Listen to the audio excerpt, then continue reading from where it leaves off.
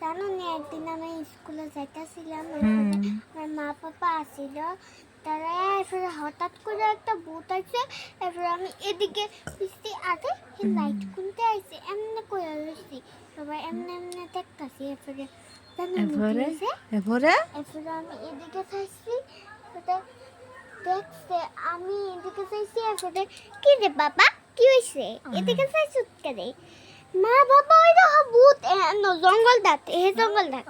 এরপরে এরপরে জানো নি আমার মা বাবা মানে হে সময় মতো এত কাফতা ছিল মানে কেউ বুঝতোই না।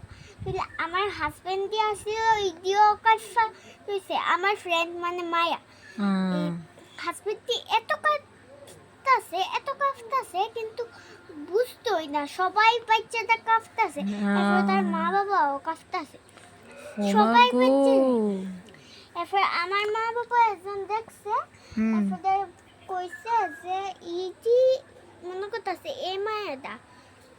এরপরে আমার একটা হাজবেন্ডের এমনি গলা সিফা শেষ। এরপর আগুন জ্বলাই দিছে কয়েকদিন পরে ওই। এরপর আরেকটা হাজবেন্ডের মনে করছে না, এটা তো আরেকটা। এরপরে আমাদের এমন একটা গলা সিফা দিছে, পুরা এমনি গলা ধরে আছে।